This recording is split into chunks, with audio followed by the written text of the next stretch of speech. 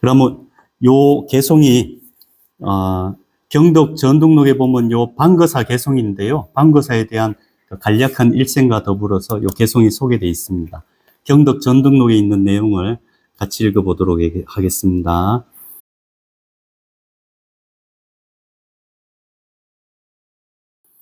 양주 거사 방원자는 양주의 거사, 양주는 지명입니다. 거사 방원자는 성은 방씨이고 이름은 온입니다. 그래, 우리 흔히 방거사 그러죠. 그럼 이거 방씨 거사 이런 뜻입니다. 예. 우리 고모님 최거사 이렇게 예, 그렇습니다. 방거사님, 최거사님 마찬가지입니다. 그 다음에 충주 형량인야라 이래 되어 있는데요. 요게 오등회원에 보면은 충자가 형자로 되어 있습니다. 예. 그 뒤에 형량할 때 그 형자 있죠. 예. 형주 형량인야라 이래 되어 있습니다. 오등회원은 그래 되어 있고 요 경덕 전등록에는 충주로 되어 있는데요. 둘 중에 뭐가 맞는지는 모르겠습니다. 이 중국 사람이라면 잘 알 낀데. 자는 도연이요.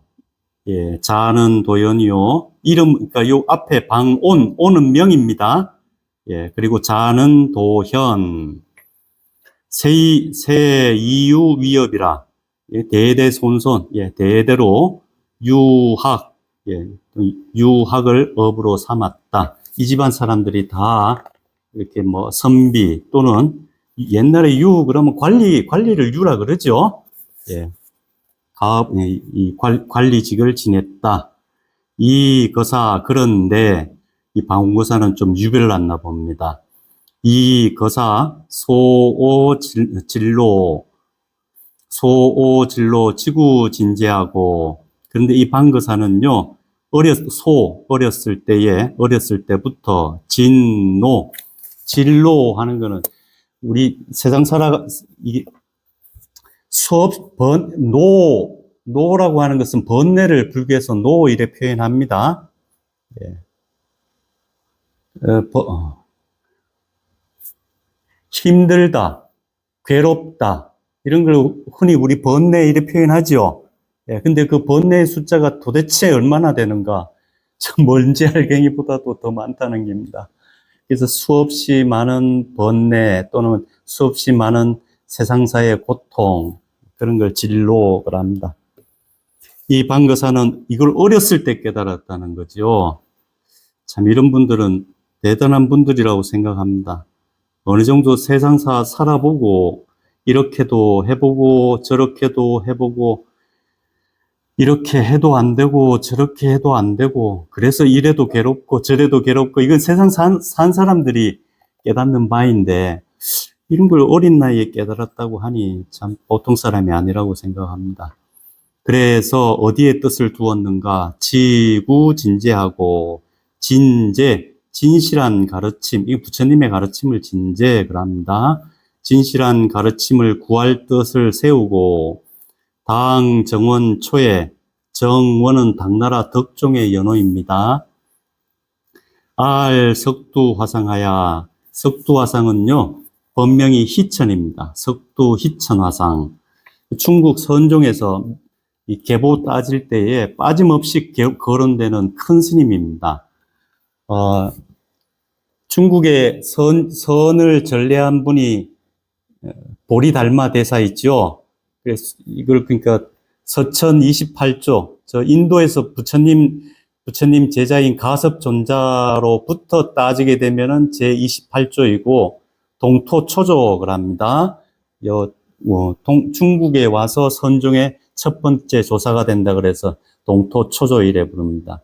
그럼 초조 보리달마대사, 2조 해가대사, 3조 승천대사, 4조 도신대사, 5조 홍인대사, 6조 해능대사, 그렇죠? 6조 해능대사에게 제자가 많았습니다.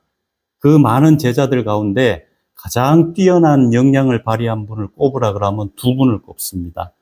6조 해능대사 제자 중에 가장 큰 두각을 나타낸 사람이 한 분은 남학 회양선사이고 한 분은 청원 행사선사입니다. 그래, 남학 회양성사의 수제자가 뒤에 나오는 마조 도일선사이고 청원 행사스님의 수제자가 지금 여기에 거론된 석두 희천선사입니다. 석두 희천선사를 찾아뵙고 참말하고 망언 회지하고 말을 잇고, 망언 회지 스님의 뜻, 조사의 뜻에 개합하였다, 회합하였다, 이런 걸 깨달았다, 그렇게 표현합니다. 망언, 요 망언이란 말을 썼지요. 잊을 망자에 말씀 원자 이래 썼지 않습니까? 불법의 문, 깨달음으로 들어가는 문에 있어서요, 말이라고 하는 것은 매우 중요한 수단으로 쓰입니다. 사람이 의사 전달할 때에 손짓 발짓으로 하기 어렵잖아요. 거의 다 말을 사용합니다. 그리고 말이 아주 유용한 수단이긴 하지만 개합하기 위해서는 말 가지고 깨달을 수는 없다는 겁니다. 그래서 망언이라는 표현을 썼습니다. 이건 수단이라고요. 결국에 가서는, 종국에 가서는 말 이전에 청정한 그 마음자리, 그 마음자리에 개합해야만 되지요. 말로 깨달을 수는 없습니다. 깨닫는 데에 말이 필요하긴 하지만 말만으로 깨달을 수는 없습니다. 그래 망언이라는 표현을 쓴 겁니다. 그리고 나서는 부여 다나선사로 위우하니라. 그리고 다시 다나선사를 벗으로 삼았다. 이 중국 선종에서 이 다나선사도 자주 거론되는 분입니다. 다나천년선사, 본명은 천년선사인데요. 이분이 아주 괴짜입니다. 이분도 유학자 집안에서 태어났는데요. 과거 공부하러 가다가, 이분 참 재밌는 분입니다. 똑똑했나 봅니다.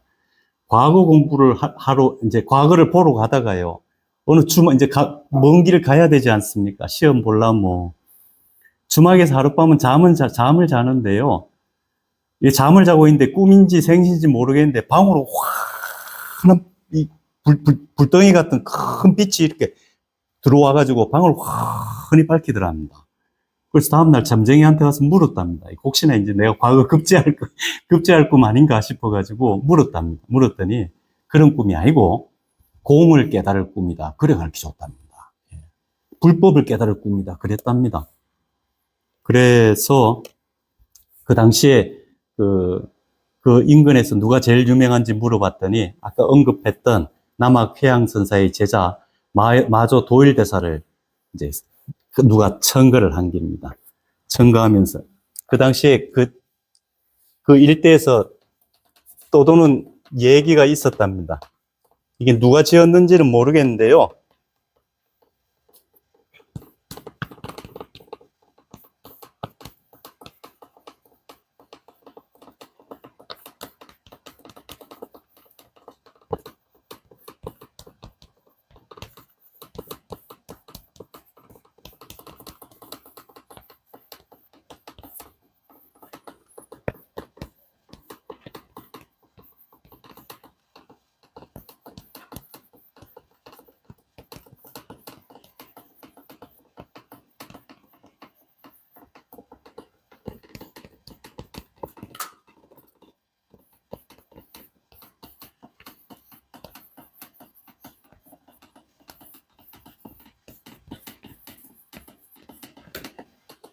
시방 동치회하야, 시방에 온 군데 있는 사람들이 이런 얘기죠. 시방 사람들 모두 한자리에 모여 개개학무이라. 그 낱낱이 다들 이런 의미죠.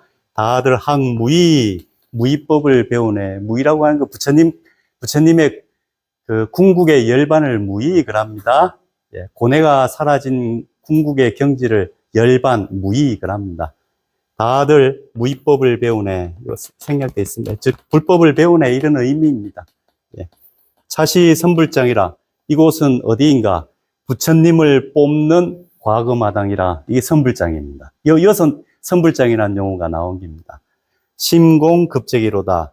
마음 비우면은 마음 비우고 급제하여 돌아간다네요. 급제하면 뭐 되죠? 부처님 되죠. 그래, 당시 이런 이야기, 이런 개송이 떠돌 만큼 이걸 누구를 두고 얘기한 건가?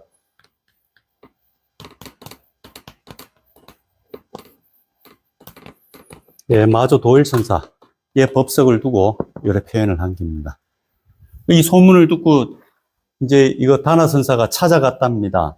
찾아갔는데 이 다나선사가 과거 포기하고 찾아갈 때는 이 사람 보통 사람 아닌 겁니다. 예, 보통 사람 아닌 겁니다. 그래 마조 도일선사가 물었답니다. 당신 누구요? 라고 물었더니요. 선비니까 이래 뭐 머리에 이걸 복두 이래 표현해 놨는데요. 복두. 관 쓰면서 이래 띠 이래 두르는 게 있었나 봅니다. 자네 누군가 했더니요. 그 끈을 탁 요래 어루만졌답니다. 딱 요래 어루만졌답니다. 이건 뭐 표현하는 건가? 이미 부처라는 걸 표현하는 겁니다. 다시 얻을 게 없다는 걸 이제 뭐 이건 해석이긴 하지만 제가 그냥 뭐 이래 얘기하면 허물이 많습니다. 이거 다 말 갖다 붙이는 거니까. 하지만 이제 이해를 조금이라도 선생님들 이해하시는 데 도움이 될까 싶어서 붙이는 말입니다. 그렇죠. 이 말을 이렇게 딱 복두를 요래 싹 문질렀답니다. 그랬더니 마조 도일선사가요. 자네는 여기 있을 사람이 아니네. 예, 저 남학에 가면 석두 스님이라고 있으니까 거기 가서 공부하게 하고 권했답니다. 이게 스승과 제자도 서로 기질이 맞아야 되거든요. 그래 석두 스님한테 가서 공부를 했답니다. 그거 가가지고 가니까 석두 스님이 육조 해능대사 출가했을 때 홍인대사가 방앗간 가서 일해라 그랬다지 않습니까? 똑같이 공양간에 보내가지고 뭐 불 떼고 방아 찍고 그런 일을 시켰답니다. 근데 이제 그래 행자 생활을 했는데요. 어느 날 석두 스님이 그랬답니다. 내일은 이제 절집에서는 그걸 울력이라 그럽니다. 한 사람도 안 빠지고 공동으로 노동하는 게 있습니다. 그걸 울력이라 그럽니다. 대중 울력이라 그러는데 그 전에는 뭐 각자 소임 살다가 공동으로 같이 일하는 걸 울력이라 그럽니다. 예. 내일은 울력으로 법당 앞에 풀을 뽑을 테니까, 풀을 벨 테니까 다들 빠짐없이 참석해라. 그랬답니다. 그래, 다음날 그 시간 돼가지고 대중 스님들이 다 호미하고 낫하고 들고 쭉 모였는데요.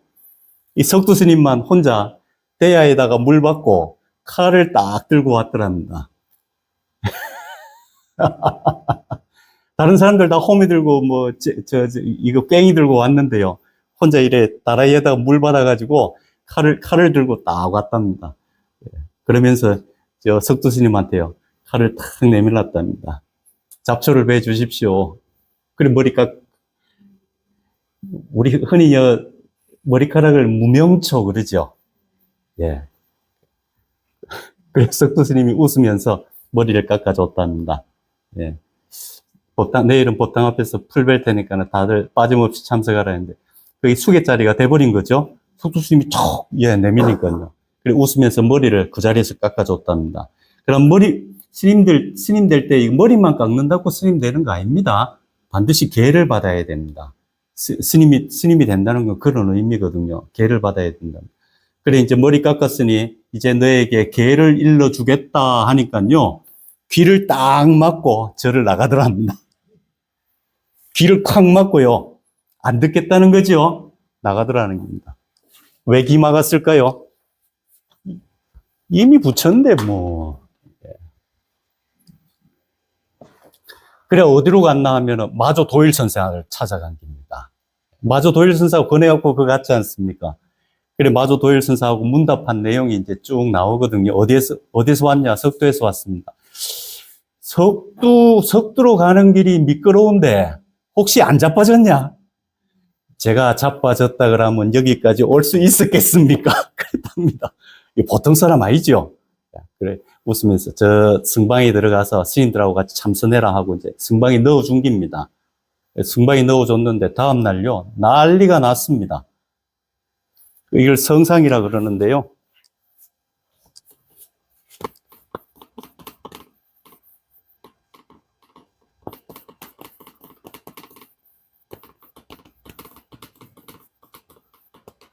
성스러운 스님의 상이니까 우리 선종에서 성스러운 스님으로 여기는 분이 달마대사니까 아마 달마대사를 조각한 상이었을 걸로 추측됩니다. 그 선방에 이게 이제 뭐 육조 해능 대사의 상일 수도 있고 뭐 근데 달마대사가 아니겠나 싶습니다. 제 생각인데 성승이라고 이름 붙였을 때는 안 그러겠습니까?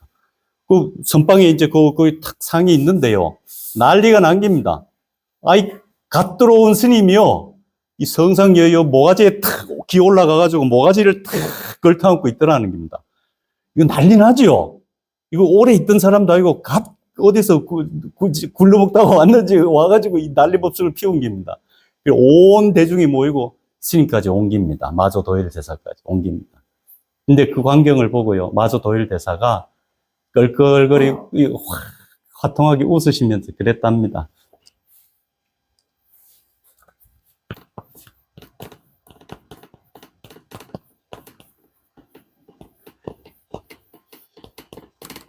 천년시 아자로다. 예.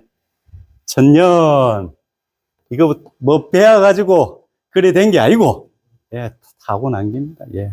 저 하늘의 성품 그대로 타고난 나의 아들이로구나. 그러니까네, 이 다나 스님이요. 성상, 스님, 상, 이래 걸터 앉아 있다가 쪼로록 내려와가지고 마조 도일 선사한테 절을 꼭 뻗가면서요. 이름 지어주셔서 감사합니다. 그랬답니다.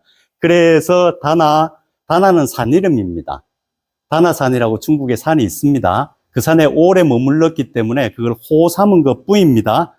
옛날 스님들 다 그렇습니다. 조주도 지명이고, 특별하게 이렇게 그래 지은 게 아니고, 머물렀던 지명을 많이 썼다고요. 다나산에 머물렀던 천년, 이 법명을 마조대사가 아이고, 참, 타고난 나의 아들이로구나, 이래 했는데요. 예. 우뻑 내려와가지고, 법명을 지어주셔서 감사합니다 해서 이게 법명이 됐답니다. 그래, 후대에 다나 천년선사, 이래 부릅니다. 그래, 이 둘이 아주 돈독한 친구 사이로 지냈답니다. 평생을. 예.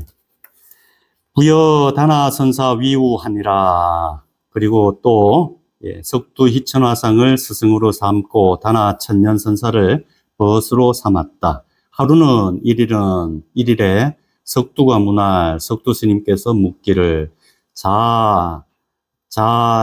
견 노승 이래로 자네가 이 늙은 중을 본 이래로 일용사 장마생가. 일용사, 이건 평소에 하는 일을 일용사 그럽니다. 예.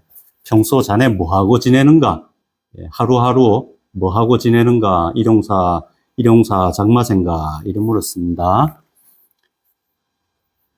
대활, 그랬더니 대답하기를 양문 일용사 하신데 정무개구천이다. 만약 일용사, 제가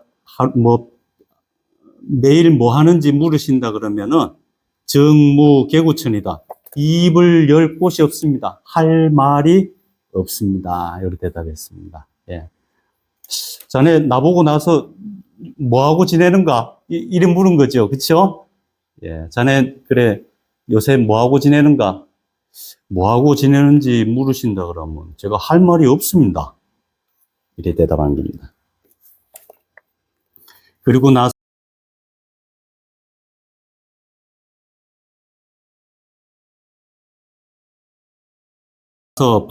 다시 정일개운 개송한수를 올리기를 일용사 무별하니 유오자 우애라. 매일매일 하는 일이라고 무별, 특별하고 특별할 일 없으니 유오자 우애라. 그저 오직 나 스스로 우해, 나 스스로와 함께 할 뿐입니다.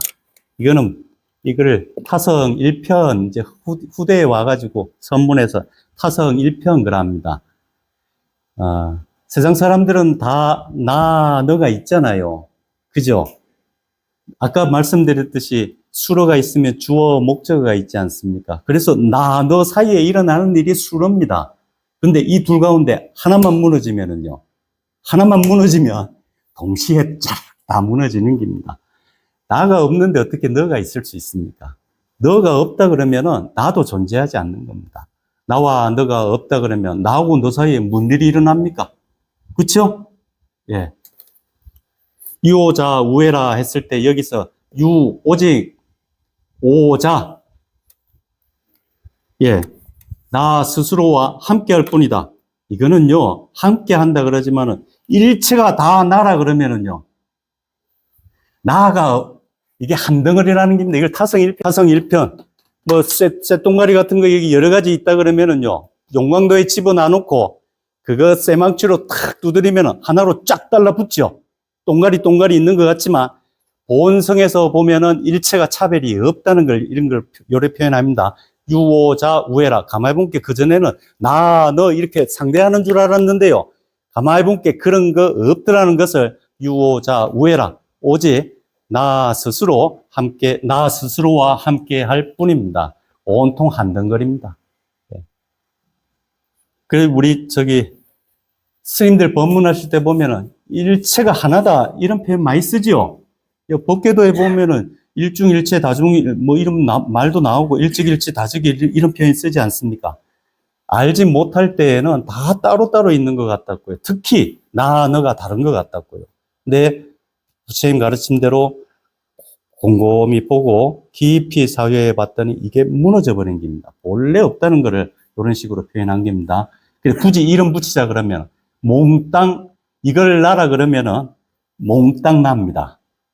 그 전에 중생이 모를 때는 요거는 나고 요거 이외는 너였는데요. 알고 봤더니 만약 요것을 나라고 이름 붙이자 그러면 저것도 몽땅 나라는 겁니다. 왜? 이것과 저것과 차별이 없기 때문에요. 그래 이거를 유오자 우회 함께 한다라고 표현한 겁니다. 예. 두두비치사요. 이것 저것 우리 중생들은 나 있고 너 있으면은 이걸 분별이라 그럽니다. 일단 나하고 너하고 자르지요. 그쵸? 구분합니다. 그러면 너도 똑같은 너만 있습니까? 토막토막 자릅니다. 예, 토막토막 자라서 좋은 너, 나쁜 너, 마음에 드는 너, 마음에 들지 않는 너, 물건도요. 그쵸? 토막토막 낸다고요. 그래서 좋은 것 있으면은 어떻게 하려고 합니까? 내가 좋은 것 있으면은 좋은 무엇은 취하려고 그러고 내 것으로 만들려고 그러고 나쁜 마음에 들지 않는 무엇이면 밀쳐낸다고요. 그렇죠? 예. 그리고 너라고 합시다. 예. 내 앞에 너가 있습니다. 여기에 나가 있고요. 그 너가 마음에 들면 어쩝니까? 부부 사이에 일로 좀 와봐 그러잖아요. 그죠? 예. 너가 마음에 들지 않을 때는요. 비기 싫어. 어디 좀 가봐. 이러잖아요. 이게 취사입니다. 예. 취사입니다. 당기고 밀치고. 그런데 석두희천선사의 가르침을 통해 가지고 예, 깨닫고 봤더니 그럴 일이 없어졌다는 겁니다. 그래서 두두 만물이 취할 만한 것도 아니고 버릴 만한 것도 아니라는 겁니다. 예. 처처물 장계라. 두두비치사요 처처물 장계라. 처처는 곳곳마다, 이거는 상황마다죠. 상황이 여러 가지가 있지 않습니까? 상황마다 물 장계라. 여기서 장계는요, 장은 이렇게 늘어나는 거를 장, 그러고, 괴는 어긋나는 거를 괴, 그러는데요. 이게, 이 표현이 아주 매끄럽게 해석이 되지는 않지만, 저는 이거를 역순으로 이해한다 그러면 좀 접근하기가 쉽지 않겠나, 이래 생각합니다. 순경계를 장, 이래 표현하고, 역경계를 괴. 예. 우리 근경이 있을 경우에, 마음에 드는 경계를 수은 그러고요. 그쵸? 마음에 든다는 거는 기존의 식을 기준으로 해서 하는 얘기입니다. 기존의 식을 바탕에 두고 마음에 든다 싶으면 그 경계를 순경계를 합니다. 기존의 경험의 바탕을 두고 봤을 때에 거기에 안 맞는다, 거슬린다 그러면 그런 걸 역경계 그러거든요. 예, 역경계. 그럼 순경계에서는 취하고, 그쵸? 역경계는 사 하잖아요. 요거를 앞쪽에 취사 표현 나왔죠? 그거랑 똑같은 맥락에서 장괴를 썼다라고 생각을 합니다. 예, 어떤 상황에서도 물장괴라, 보태려고 하지도 말고, 괴 어긋나려고도 하지 말라. 또는 자기의 심정을 토로한다 그러면은 어떤 상황에서도 더할 일도 없고, 또 괴 어긋장 놀릴, 마음에 안 들 일도 없습니다. 주자, 수의, 호화. 주자는 이거 고위관직을 주자를 합니다. 예, 옛날 그 관리들은 보통 사람들하고 다르게 관복을 입고, 관복도 이 등급에 따라 가지고 색깔을 달리 했지요. 이 자색이 더 높죠? 아마 그럴 겁니다. 자색이 더 높고 그 밑에가 주색일 겁니다. 이건 이제 높고 낮은 관리들 이 정도 풀면 되겠죠. 높고 낮은 관리의 구별, 수의, 호화, 그 누가 이름 붙여준 긴가? 구산의 절저매니, 이런 표현은 왜 썼는가? 이 다나 천년선사도 마찬가지고 방거서도 마찬가지고 어린 시절에는 다 이거 높은 고위관직 되려고 꿈꿨던 사람들 아니겠습니까? 그쵸? 근데 자기가 그 어린 시절에 꿈꿨던 거 가만히 불법 공부하고 보니까 그거 아무것도 아니더라는 거죠. 예. 아무것도 아니더라는 겁니다. 그걸 갖다가 주자, 수의, 호화, 높은 관직, 낮은 관직, 다른 이름으로, 다른 의미만 살리고 다른 표현을 하자면 잘난 사람, 못난 사람, 그거 누가 붙인 이름인가? 잘난 사람, 못난 사람, 이거 다 분별의 결과물이라는 겁니다. 이런 우리의 그 망상을 떠나가지고 실체로서 잘난 사람, 못난 사람, 그런 거 없다는 거죠. 주자, 수의호와 구산의 절저매니, 저 언덕에도 산에도 티끌 한 점 없나니. 스님께서 저에게 매일 뭐 하냐고 물으셨죠. 신통병 묘용은 신통하고 오묘한 작용은 운수급반신이다. 저 겨울에 가서 우물에 가서 물 기러 오고 저 산에 가서 땔감 한 짐 짊어지고 오는 것, 그게 제 일용사이고 이게 바로 신통이고 묘용, 진공묘유 할 때 그 묘용, 묘유나 묘공이나 묘용이나 마찬가지죠. 예. 불법을 깨달으면은 신통력이 생긴다 그럽니다. 그렇죠? 또 진리를 터득하게 되면은 그 전에 하지 못하던 신비한 작용을 할 수 있는 능력이 생긴다고 합니다. 그래, 너 여기 와서 요새 뭐 하고 지내냐? 예, 제가 여기 와가지고요, 스님의 가르침 깨닫고 보니까 신통과 묘용이 생기긴 생겼는데요. 그게 뭐냐고 물으신다면 아침에 가서 우물에 가서 물 한 동이 짊어지고 오고, 점심 먹고 저 산에 가가지고 땔감 한 짐 해오는 겁니다.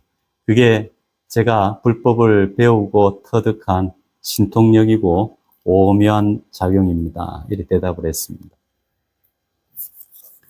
그랬더니요, 석두 이천선자가 연지 그렇다 하고는, 그것을 그렇다 하고는 이거 인정하는 겁니다.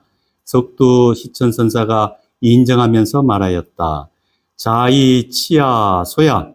치는 이게 검은 물들일 치자입니다. 스님들은 다 물들인 옷을 입었는데 이 당시에는 검은색 옷을 입었나 봅니다. 그래서 스님들을 흔히 치익을 합니다. 그럼 출가하지 않은 사람들은 주로 어떤 색 옷을 입었는가? 흰색 배옷을 입었죠. 그래서 소옥을 합니다. 이거는 출가 재가를 상징하는 단어입니다. 자네는 스님이 되겠는가, 그냥 거사로 살겠는가, 속인으로 살겠는가 했더니 방거사가 원종 소무나 소모 사모하는 바를 따르기를 원하지만 평생 스님을 존경하고 스님의 가르침을 따르기를 바라지만 수불체험인이다. 끝내 뭐뭐는 하지 않겠습니다. 이거는 머리카락과 수염을 자르는 것을 체액을 합니다. 즉 삭발하는 걸 채. 그러고 스님들은 옷을 세상 사람들하고 다른 옷을 입죠. 예, 이거 염이 물들인 옷을 입는다. 즉 가사를 걸치는 것을 염그랍니다. 예, 제가 사모하는 부처님과 사모하는 스님, 예, 스님을 평생 따르기를 바라지만 그래도 저는 출간 안 할랍니다. 이렇게 표현했습니다. 그런 뒤에 후지 강서하야 저 강서로 찾아가서 참 마조 운호대, 마조 아까 언급했던 마조 도일선사입니다. 머물렀던 지역이 강서 지역입니다. 이 강서가 또 홍주에 속한답니다. 그러니까 지명이 여러 가지 지명이 있죠. 예, 홍주라 부르기도 하고 또는 강서라고 부르기도 합니다. 그래 도일선사를 부를 때 강서 마조대사 또는 홍주 마조대사 이래 부르기도 합니다.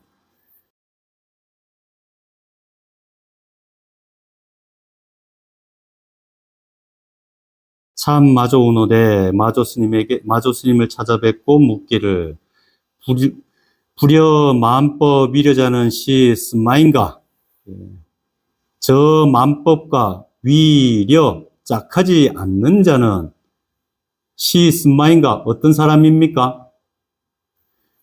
요 앞쪽에 석두 희천선사한테 너 매일 뭐하고 지내노? 요 와서 뭐하고 지내노? 물었더니 유호자 우회 이렇게 표현했잖아요. 그쵸? 오직 나 자신과 짝할 뿐입니다. 함께 할 뿐입니다. 이렇게 표현했잖아요. 요게 내동 뒤에 나오는 요 말하고 맥락이 똑같지요? 만법과 짝하지 않는다는 겁니다. 구별 안 한다는 겁니다. 타성 1편. 예. 이것저것 구별하지 않는다는 뜻입니다. 저 만법을 짝으로 삼지 않는 자는 어떤 사람입니까? 요거 이제 자기 자신의 깨달음을 은근히 내비친 겁니다. 그랬더니 마조대사께서 말씀하시기를 좋은 대여 일구 흡진 서강수하고 즉향여도하리라. 대 요건 기다렸다가 뭐뭐 하고 나서 할 때요 대자 씁니다. 뭐 하고 나서 네가 일구 한 입에 여러 번 나눠서 먹는 것도 아니고요. 한 입에 단번에 흡진 서강수 저 서강의 물을 강서 마조대사라 그랬죠. 저 강물 서강의 물을 네가 한 입에 단숨에 몽땅 다 마셔버린다면은 그러고 나서 내가 네한테 말해줄게. 대답해줄게. 그랬답니다. 즉 향여도하리라. 그랬더니 그 서가 은하에 돈영 현호하고 요 마조 대사의 현묘한 심료를 그 말 끝에 말이 끝나자마자 이걸 은하그랍니다. 그 말이 끝나자마자 그 말을 듣자마자 마조 도일 제사의 현묘한 마음속 뜻을 돈영 단박에 영 여기서는 알아차리다 깨닫다는 뜻입니다. 단박에 알아차리고 내유주 그 마조 도일 선사가 계신 곳에서 머물면서 참승이라는 말은 마조대사를 참말하고 그 마조대사의 뜻을 계승하였다는 겁니다. 배웠다는 겁니다. 경섭 이제하고 그렇게 하는 길을 몇 년을 하였는가? 경섭 이제하고 2년 동안을 지내고 나서 6개월 그리고 나서 개송한수를 말하기를 유남불혼하고 유여불가라. 장가가지 가는 이거 장가가는 걸 혼은 이게 혼인하다 이거 장가가는 걸 혼 그럽니다. 장가가지 않은 남자들 또 가는 이거 시집가는 걸 그러죠. 시집가지 않은 여자들 스님들을 요래 표현한 거죠. 예. 남자 스님, 여자 스님, 대가 단란도하야 큰 집안을 이루어 또는 큰 집에서 둥글게 오손도손 모여 앉아 공설무생하라. 함께 무생의 말씀을 이야기하네. 공설무생하라. 공설무생, 에이, 뭐, 글자 맞추려고 뒤에 화자 안 붙였나 싶습니다. 함께 무생을 이야기하네. 무생이란 말은 뒤에 생략됐죠?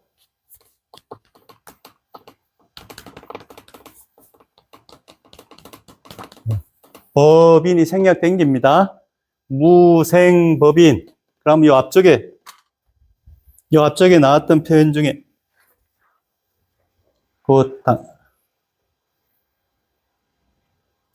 예.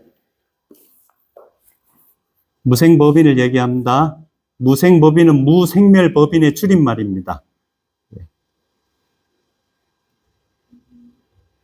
일체가 인연 따라 생겼다가 인연 따라 머물고 인연 따라 사라진다 그러면 그 일체는 그림자처럼 메아리처럼 잠깐 드러난 모습일 뿐이지 생겨난 실체도 없고 사라진 실체도 없다는 겁니다. 실체가 없다는 겁니다. 이걸 무생법인 그래 얘기합니다. 현상이 없다는 건 아닙니다. 예, 현상이 없다는 건 아닙니다. 생겨난 실체가 없다는 겁니다. 예를 들면은 하늘에 해가 있고 사람 몸이 있으면은 그림자가 나타나죠. 그렇죠? 이걸 인연과 그러지 않습니까? 인연 따라서 드러난 결과물인 이 그림자는 실체가 있습니까? 없습니까? 그림자는 실체가 없다는 겁니다. 그렇죠? 예. 바로 그겁니다. 그림자라는 현상이 없다는 게 아닙니다. 그 생겨난 실체는 없다는 겁니다. 야는 지 혼자 걸어다닐 수도 없고 나이가 들 수도 없고 아팠다 건강했다 할 일도 없습니다. 그 그림자는 생년월일도 없고 사망한 일시도 없습니다. 그렇죠? 그 그림자와 같은 게 뭐라는 거죠? 바로 이게 그렇다는 겁니다. 바로 이게 그렇다는 겁니다. 근데 세상 사람들은 다 그림자하고 이거하고는 천지 차이로 다른 것처럼 여기죠. 그죠? 이거를 깨닫도록 유도해 주는 말씀이 무생법인입니다. 무생멸법인.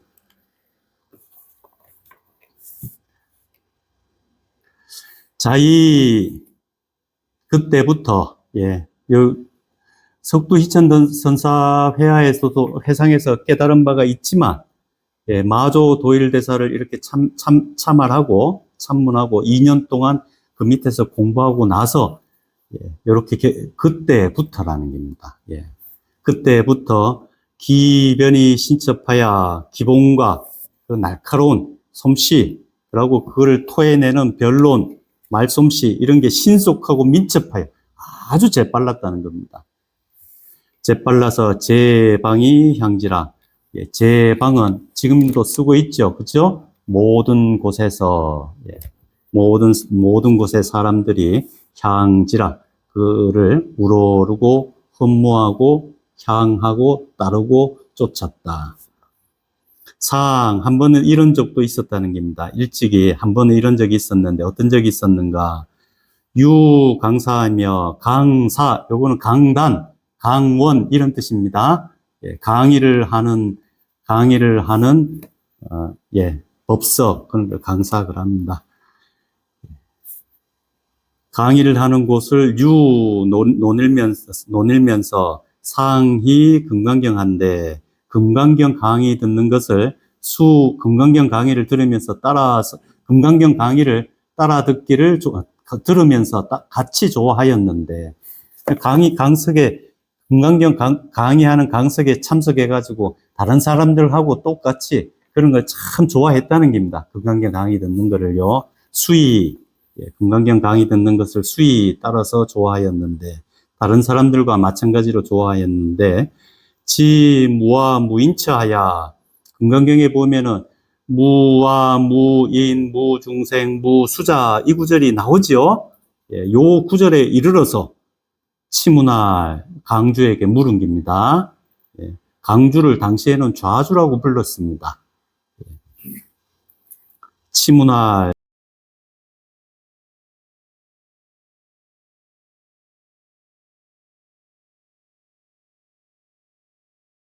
자주여, 강주시여, 무와 무인인데 이미 요 금강경 말씀대로요. 나도 없고 무인, 요건 이제 경전 말씀에 따르면 해석이 다르게 되는데 요 이제 문맥을 살려서 좀 실감나게 하자 그러면 인을 너로 하면은 실감이 팍 납니다. 예. 원래 금강경에서 무와 무인, 무중생은 사실 좀 의미를 다르게 해석해야 됩니다. 하지만 요 문맥에서만큼은 인을 갖다가 너로 하면은 요 뒷구절과도 맞아 떨어지니까 거기에 더 의미가 살지 싶습니다. 이미 경전에서 말씀하시기를, 그리고 당신도 강의하는 당신도 말하기를, 나도 없고 무인 너도 없다고 했는데 시 수강 수천가? 그렇다면 누가 강의하고 누가 듣는 거요? 나도 없고 너도 없다면 누가 강의하고 누가 듣습니까? 이렇게 강주한테 물은 겁니다. 그랬더니 자주가 무대하니, 그래서 그 강주가 무대 대답하지 못하니, 대답이 없으니 거사가 방거사가 말씀하시기를, 모갑이 수시 속인이나 추지신양이라. 제가 비록 속인이긴 하지만 추우니까 거칠다. 이게 대강이란 뜻입니다. 예. 대강이나마 압니다. 뭘 아는가? 이 금강경을 통해 가지고 신향, 무엇을 믿고 무엇을 향해야 할지, 향할 바와 믿을 구석, 거기에 대해서 제가 대강은 알고 있습니다. 이걸 추지. 그랬더니 강주께서 강주가 말하기를, 지어 거사의 장마생가, 지어 그러시다면 거사의 뜻, 거사께서는 의 장마생각 어떻게 생각하십니까? 예. 당신이 질문했는데 당신이 한번 대답해 보시오. 요래 물은 겁니다. 했더니 거사가 내시 일개운, 거사가 이에 개송 한 수를 계시하시면서 말하기를, 보여줬다, 가르쳐줬다는 겁니다. 읊었다는 거죠. 무와 부무인한데 나도 없고 또 너도 없는데 장마유 친솔이요.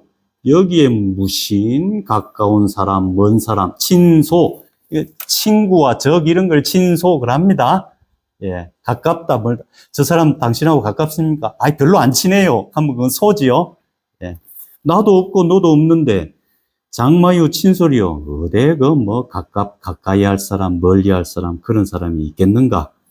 권균, 요런 말 배경에는 친소, 가까운 사람, 먼 사람, 요런 말씀을 방거사가 왜 했을까?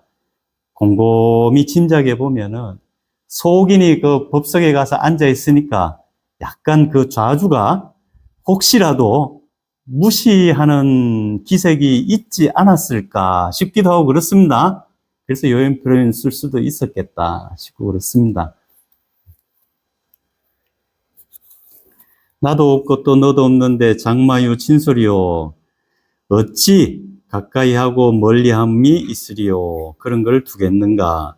권균 휴역자니, 그대에게 휴역자, 이 법자 저 법자 이절 저절 떠돌면서 강의하는 그런 자리 떠도는 거, 권군 그만두기를 권하니 불사직구진이라. 뭐만 못한가? 곧장 당장에 직구진, 참된 뜻을 구하는 것만 못합니다. 금강반야성은 이 세상에서 가장 강력한 쇠인 금강, 그런 쇠처럼 이거 지혜를 비유하는 겁니다. 그렇게 강력한, 반야가 그렇다는 겁니다. 비유하자 그러면 쇠치고는 뭐를 자를 때 칼로 자르잖아요. 그 재료가 금강으로 만든 칼이 세상에서 제일 강하다는 겁니다. 그것처럼 번뇌를 자를 때에 이 지혜, 가장 강력한 지혜가 무언가? 바로 공이라는 겁니다. 그래서 금강반야, 공을 갖다가 금강반야라고 하는 겁니다. 금강반야의 성품은 외절일섬진이라. 바깥으로 칠호라기 하나만큼의 진 티끌마저 잘라버리니. 아문병 신수가 경전에 보면 첫 구절이 어떻게 시작합니까? 여시아문하사오니 이리 시작하잖아요. 그 마지막은 경전 대부분 어떻게 끝납니까? 신수봉행 요래 나오죠. 그러니까 이 경전 첫머리부터 끝머리까지 총시 가명진입니다. 그게 몽땅 다 그러면 이게 거짓이라는 뜻도 있고요. 거짓이긴 거짓이지만 필요하니까 썼지 않습니까? 그쵸? 예, 이런 걸 방편이라 그런다고요. 사실이 아니긴 하지만 도움을 주기 위해서 임시 방편으로 진술한 것일 뿐입니다. 늘어놓은 것일 뿐입니다. 그래 설명을 했습니다. 개송을 요래 읊었답니다. 그랬더니 자주가 문계하고 금강경을 강의했던 그 강주가 이 개송을 듣고는 흔연앙탄하니라. 흔연, 이건 아주 기뻐하는 거죠. 흔쾌히 여기는 걸 흔연을 합니다. 흔쾌히 여기면서 우러르고 감탄하였다.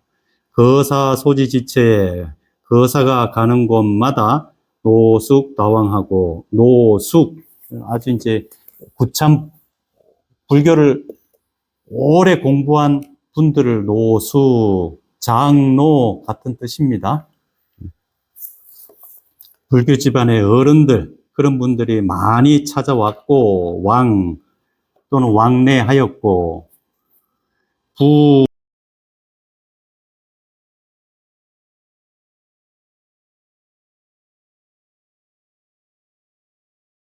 부문,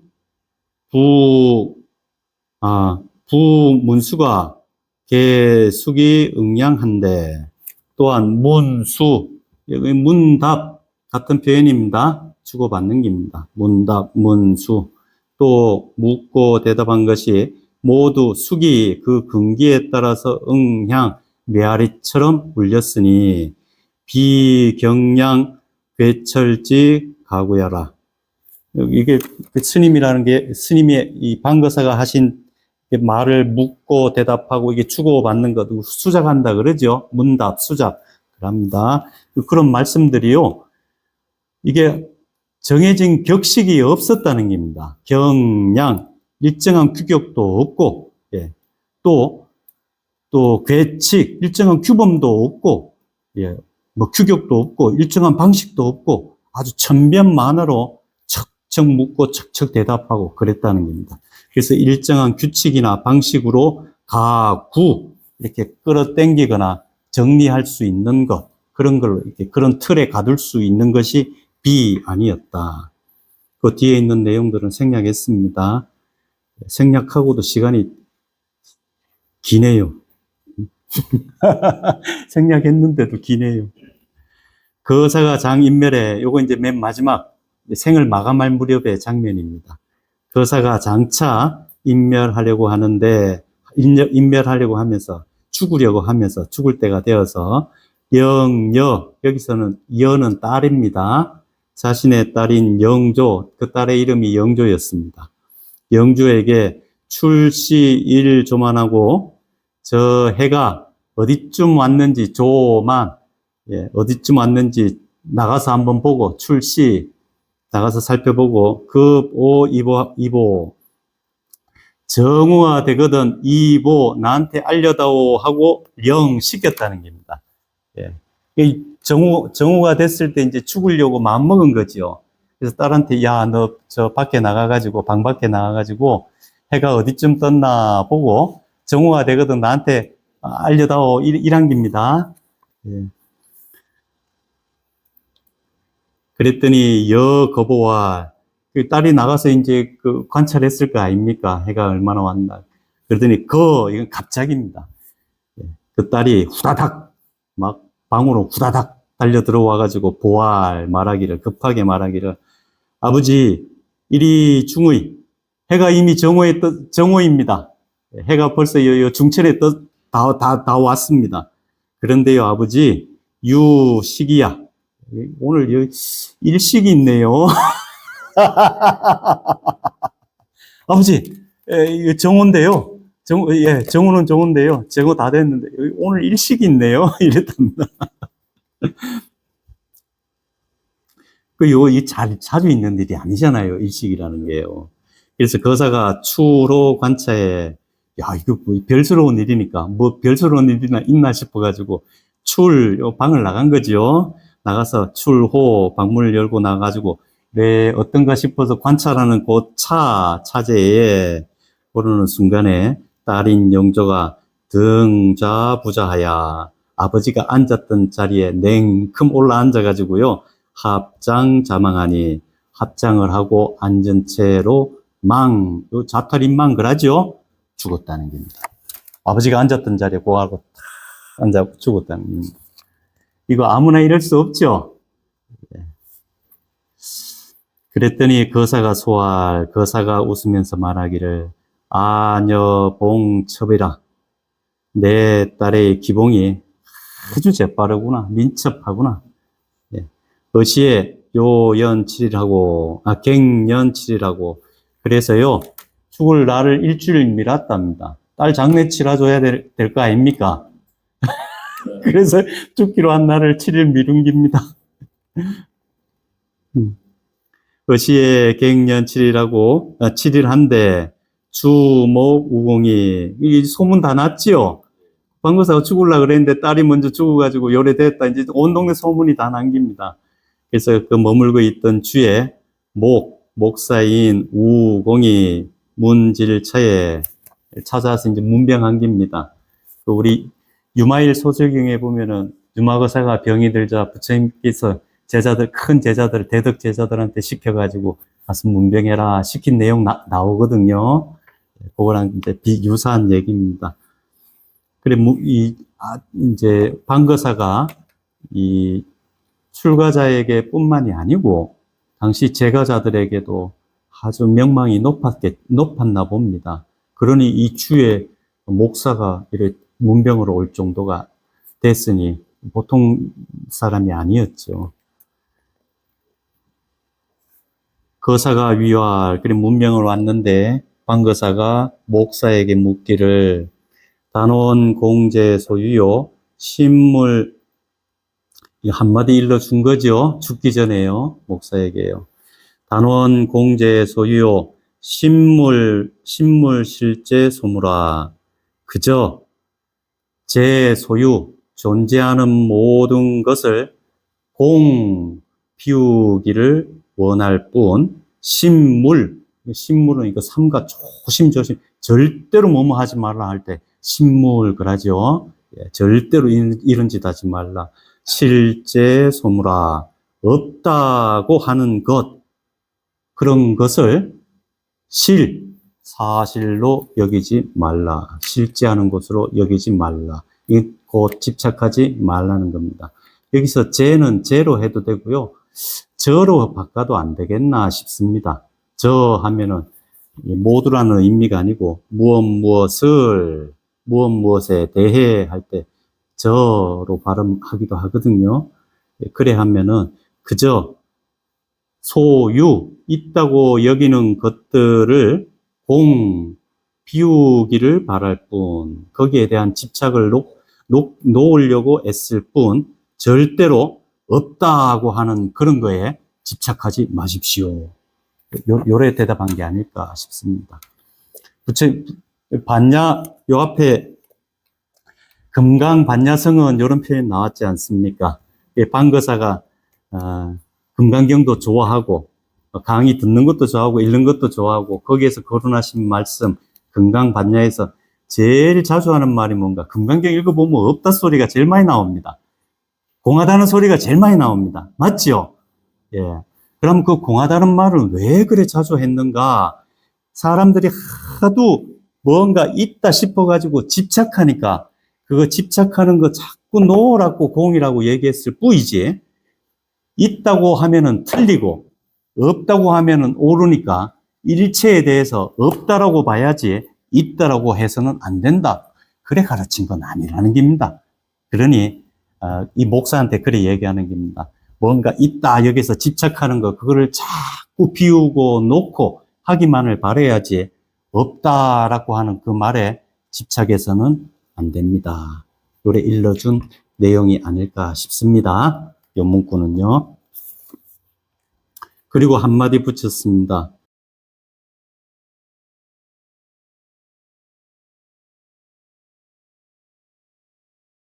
호주 세간이나 이 세상에 머무는 것, 이 세상에 사는 게 좋은 일이긴 하지만 개여 영향이로다. 이 인생사 모든 게 저 그림자와 같고 메아리와 같군요. 이 세상에 사는 거 이거 좋은 일 아닙니까? 좋은 일이지요. 이 세상에 사는 거 참 좋은 일이긴 하지만 이게 꿈 같고 메아리 같고 물거품 같고 그림자와 같은 일입니다. 열에 한마디 남기고 은흐레 이렇게 말을 끝내고는 이 말을 마치고는 침공슬이 화하니라. 우공에 슬 무릎을 빼고는 누워서 천화하셨다. 돌아가셨다. 유명분기하니 이렇게 유언을 남겼나 봅니다. 남기신 유언에 따라서 화장하고 그 남은 뼈를 흩어버리니 강호의 치백이 강호 여러 지역이라는 의미겠지요. 강호의 온 나라의 치백, 이건 앞에서 나왔던 치소와 같습니다. 스님들과 거사들, 스님들과 속인들, 치백이 상도하며 상심하고 애도하였으며 이렇게 다들 말하였다. 어떻게 말하였는가? 위 선문의 방거사는 즉 비하의 정명의로다. 이렇게 위 일컬었다, 말했다, 생각하였다. 우리 선문의 방거사는 저 부처님 당시로 따지면은 저 경전에 나오는 유마경에 나오는 비하, 요거는 지명입니다. 비하리성, 인도의 베살리를 비하리라 합니다. 베살리성에 머물렀던, 비하리성에 머물렀던 정명, 비말라 끼르띠, 이거를 음력할 때 비말라 이래 음력하기도 하고 뜻으로 번역하면 이거를 정명, 이게 뜻으로 번역하면 유마거사가 유마가 비말라의 음력입니다. 인도말은 비말라 끼르띠입니다. 근데 요거를 비말라를 음력하면은 유마, 요거를 의역하면은 정명, 요래 되는 겁니다. 유마거사죠. 부처님 당시에 저 비아리성에 머물렀던 유마거사가 바로 우리 지금 요번에 돌아가신 이 선문의 방거사가 옛날에 그 유마거사랑 똑같은 분이다.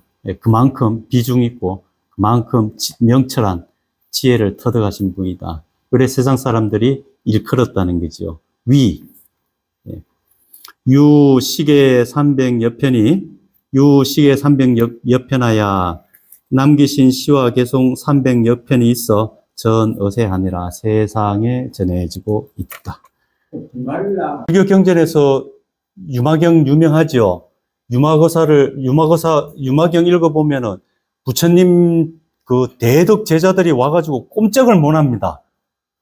문답을 하는데 이 유마거사가 탁 질문하면은 이 부처님 고족 제자들 가섭존자, 사리불존자, 몽견존자 뭐 쭉 다 갔거든요. 유마거사가 탁 질문하면은 그만 입이 딱딱 깨우고 말을 못할 정도로 그렇게 지혜도 높고 도덕도 높은 분이셨습니다. 이 경전이 남아 있거든요.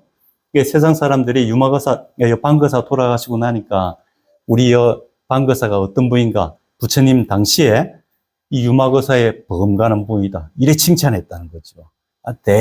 대단한 분이죠. 이 정도로 칭찬한다 그러면 보통 분 아닙니다.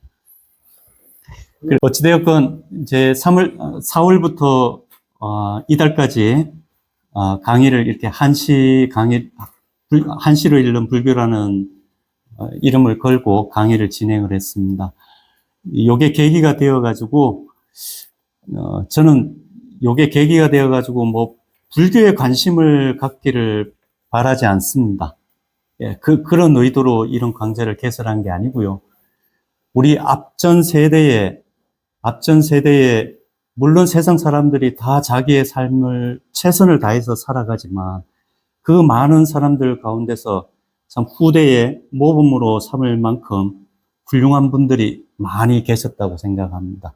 그 많은 사람들 가운데에 그 수많은 사람들 가운데에 불교 집안에서도 모범을 삼을 만한 분들이 계셨고, 그런 분들의 이야기를 통해 가지고 현재를 살아가는 우리에게 도움이 되는 바가 있다 그러면, 아무리 미약하나마 도움이 되는 바가 있다 그러면 유익하지 않은가, 그래 생각을 하고 이 강좌를 진행해 보았습니다.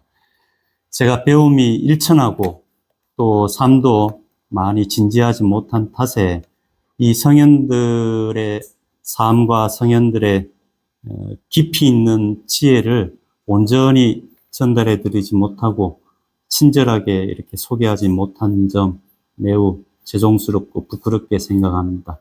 그럼에도 불구하고 함께 이렇게 보낸 시간이 삶에 조금이나마 유익한 부분이 있었고 또 즐거운 시간이 되셨다면 제가 그걸 보람으로 삼고 감사히 여기겠습니다. 그래 1학기 강의는 이걸로 마치고요. 시원한 바람 부는 9월 달에 다시 만나 뵈었으면 좋겠습니다. 모두 감사합니다, 선생님. 예, 고맙습니다.